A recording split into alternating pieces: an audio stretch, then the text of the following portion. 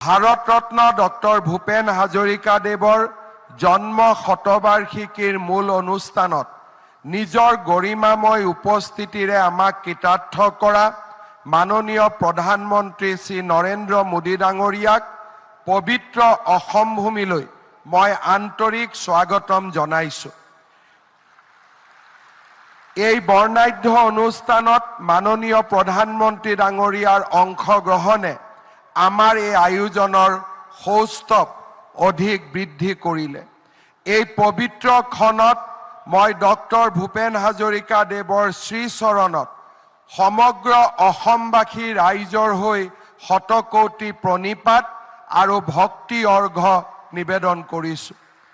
মহাপুৰুষ শংকৰদেৱৰ পিছত অন্যতম শ্ৰেষ্ঠ অসমীয়া ডক্টৰ ভূপেন হাজৰিকা আছিল অসমৰ জাতীয় জীৱনৰ এনে এক আলোকময় ব্যক্তিত্ব, যাৰ সংগীতৰ সুৰ, কবিতাৰ কথা, চলচ্চিত্ৰৰ দৃশ্য আৰু গভীৰ সামাজিক চেতনাই যুগৰ সোঁতক নতুন দিশেৰে বোৱাইছিল। ধনী দুখীয়া উচ্চ নীচ তুচ্ছতা নেওচি তেওঁ গঢ়িব খুজিছিল এখন সমতাৰ জগত। লোকজীৱনৰ মণিমুকুতা বুটলি আনি তাক সজাই পৰাই অনিৰ্বচনীয় সংগীত সুধাৰ পিয়লা ভৰাই তেওঁ বিশ্ব জনতাক মহাবিষ্ট কৰিছিল। তেওঁৰ অতুল্য প্ৰভাৱৰ যুগজয়ী ঢৌ আজিও প্ৰজন্মৰ পৰা প্ৰজন্মলৈ স্পন্দিত হৈ আছে।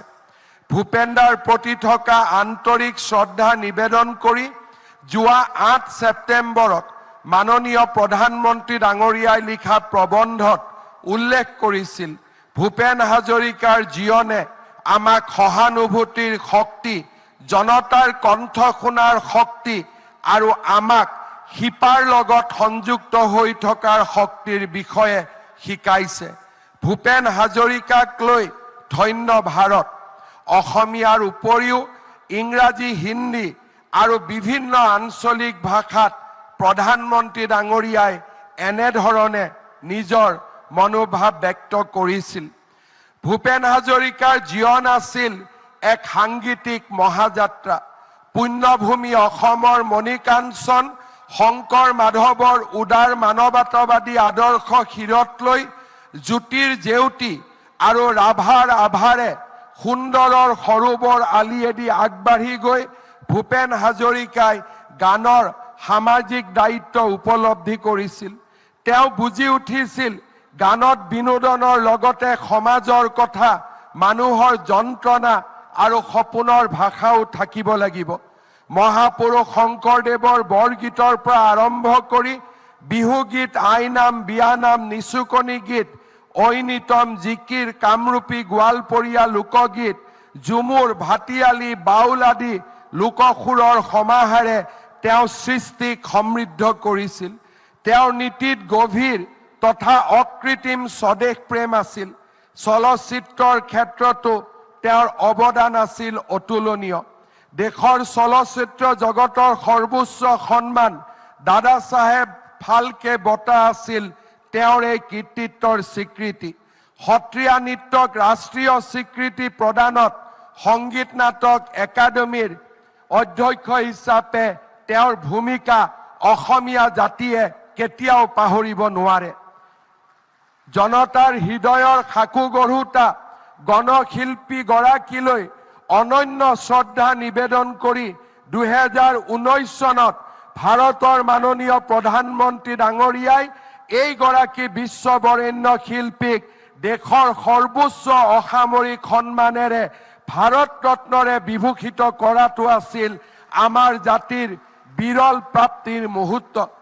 তদুপৰি আজিৰ এই অনুষ্ঠানত মাননীয় প্ৰধানমন্ত্ৰী ডাঙৰীয়াই ডক্টৰ ভূপেন হাজৰিকাৰ সোঁৱৰণত ৰিজাৰ্ভ বেংক অফ ইণ্ডিয়াই প্ৰস্তুত কৰা 100 টকা মূল্যৰ এটা বিশেষ মুদ্ৰাও আনুষ্ঠানিকভাৱে উদ্বোধন কৰিব। ধলা শদিয়াৰ দলঙক ডক্টৰ ভূপেন হাজৰিকাৰ নামেৰে অৰ্পণ কৰি আমাৰ জাতিটোক এক কৃতজ্ঞতাৰ দোলেৰে প্ৰধানমন্ত্ৰী ডাঙৰীয়াই বান্ধ খুৱাই থৈ গ'ল। ডক্টৰ ভূপেন হাজৰিকা ডাঙৰীয়াৰ যেতিয়া মৃত্যু হৈছিল তেওঁৰ সমাধিত অসমৰ ৰাইজে ভাৰত চৰকাৰৰ কোনোবা এজন ব্যক্তিক বিচাৰিছিল। আমি বিচাৰিছিলোঁ সেইদিনাখন ভাৰতৰ প্ৰধানমন্ত্ৰীয়ে নিজে আহি ডক্টৰ ভূপেন হাজৰিকাক মাল্য অৰ্পণেৰে জাতিটোক সমৃদ্ধ কৰক।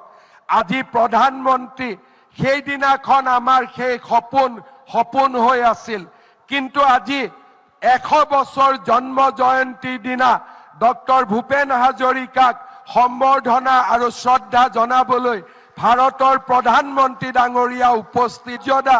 চৰাইদেউ মৈদামক বিশ্ব ঐতিহ্যৰ স্বীকৃতি, ঝুমুৰ বিহুক বিশ্ব জগতলৈ লৈ যোৱা, লাচিত বৰফুকনলৈ 400তম জন্ম জয়ন্তীত প্ৰণিপাত জনোৱা আৰু আজি ডক্টৰ ভূপেন হাজৰিকাৰ 100তম জন্ম শতবাৰ্ষিকীত প্ৰধানমন্ত্ৰী ডাঙৰীয়াৰ উপস্থিতিয়ে অসমীয়া জাতিক এক নতুন গৌৰৱৰ ক্ষণলৈ লৈ গ'ল।